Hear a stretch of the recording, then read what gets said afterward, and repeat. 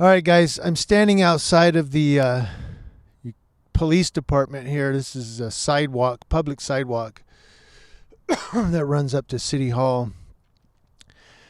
And the lighting is as best as I can get it if I want to also have the police department in the background. But I'm going to do a quick video. I've done this so many times, and I decided to come out here and do a really short one. Keeps coming out at 30 minutes. Anyway, I'm going to post a link in the description box below of a video done by IE Newswire with Roy Bleckert. It's on Facebook. I'm going to put the link in the description box below. It may not go to his video. I copied the video link, but when I tested it a couple of times, it didn't go to the video. It just went to his page, IE Newswire with Roy Bleckert. The video was uploaded January 23rd, 2020. January 23rd, 2020. Excuse me, I had to clear my throat. Let me clear my throat. But it's headlined, "Why Do People Mess with the Hemet Cops?" That's what it is. And he talked to this lazy eye with the crazy eye guy from Hemet, Eddie George.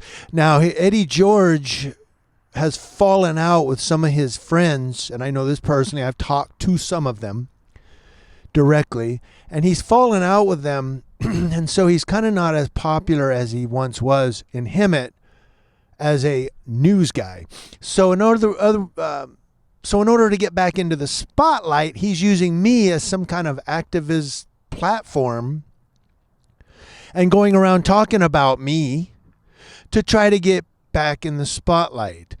So he was talking to this IE Newswire with Roy Bleckert guy, and he was stating incorrect information. He was giving misinformation, stating facts incorrectly. And I feel that kind of he slandered me. But I'm not a lawsuit kind of guy. I'd rather just make a video and give you my side of the story, and that's what I'm doing right here. So I'm going to try to make this as quick as possible. So what happened? Most of the Hemet police officers, I get along with quite a few of them.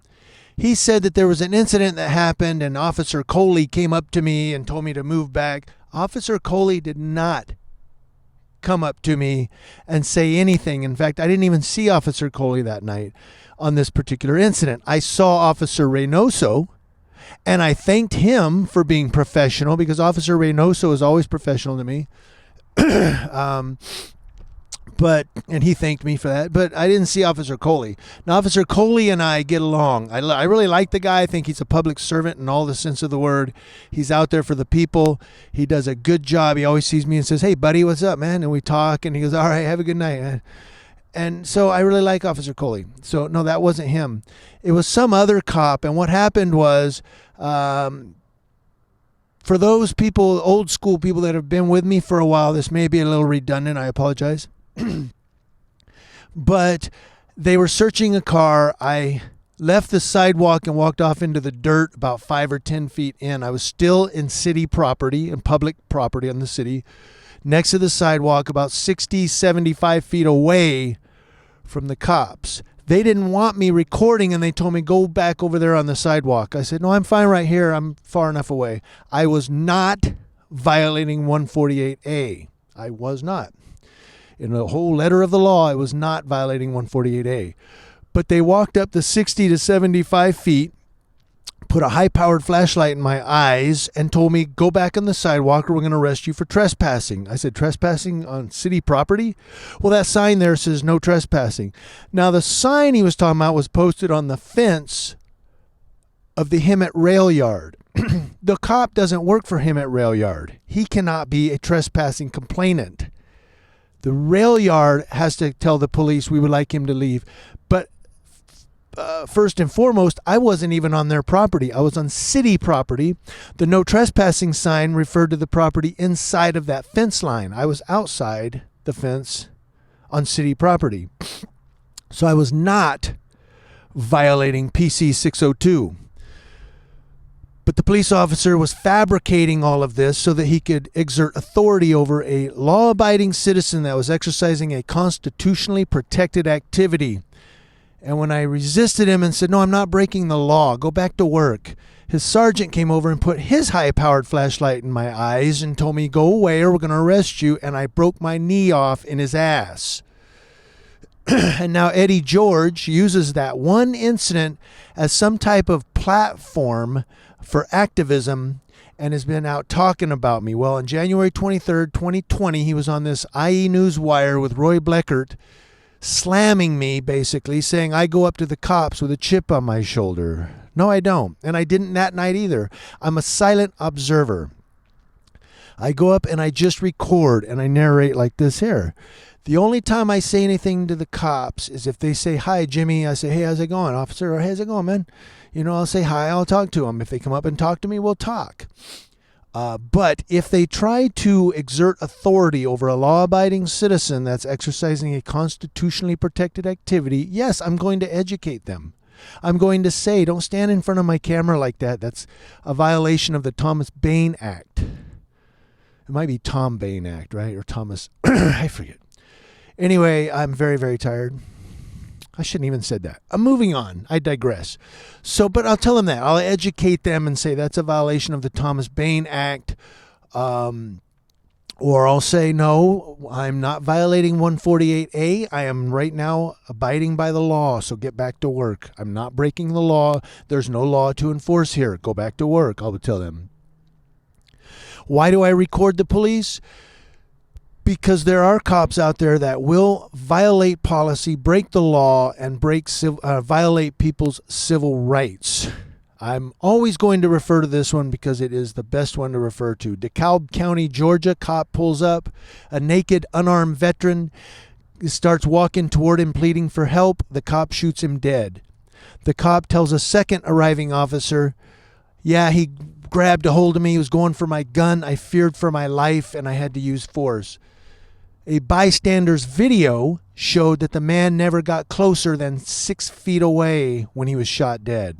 So how could he grab the cop and go for his gun from 6 feet away? Unless he had 6-foot arms. But had that bystander's video not recorded, that cop may very well have gotten away with homicide. I think he was convicted of manslaughter, if I remember correctly. But he would have gotten away with it had there not been a video that surfaced contradicting his police report and everything he was telling everyone else. So that's why we record the police. It's to ensure that everything that happens in that interaction is exactly what is said happened. Or I may have said that wrong, but when the cops say this is what happened, our video will show what really happened. That's what I wanted to say. Our video will show what actually happened in that interaction, regardless of what anyone says, cops or criminals. But that's why we record the police. It's not to get a reaction. It's not to embarrass the cops. It's not to make them look bad. Look, most law enforcement officers are over the age of 21 years old. You're a grown man. You're a grown woman. Okay, you make your own decisions. When someone's standing there silently recording, you make your decisions on your own. Okay, unless you're a child and I'm forcing you to do something, I don't understand that. But I don't yell at the cops unless they initiate and start on me. Yeah, I'm going to respond. It's called responding. And sometimes I'm not always right. Of course, I'm not always right. But to say I always go out and harass cops or I always go out with a chip on my shoulder, that's inaccurate. That's misinformation. And it could be construed as slander. But I'm going to put a link, like I said, in the description box below of where you can find that channel. And hopefully it takes you right to the video. If not, it was January 23rd, 2020. Why do people mess with Hemet cops? Watch that video. You have to go into it a few minutes in, and then you'll hear Eddie George on the phone. And then he starts talking, and they start showing my video. And he's slamming me. This is my response. I'm going to put this on Roy Bleckert's Facebook page if they allow me to, or if they allow it to stay up. And if anybody has questions, they can respond. But it was really bugging me. I mean, mentally really bad. I'm going to turn now so you can get a little bit better light. This is why I was turned, because you don't want to see the city. But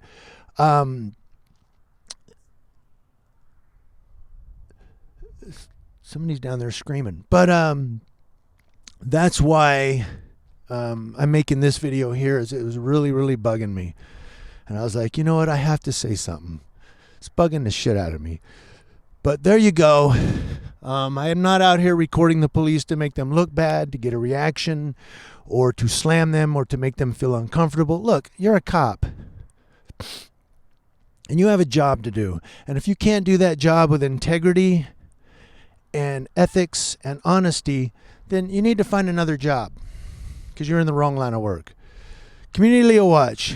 Thank you, guys. I hope this helps a little bit, and I hope this helps people understand a little bit. Eddie George is not being truthful with you. He's not being honest. He's just trying to make himself look good by riding my coattail on his platform. Thank you, guys.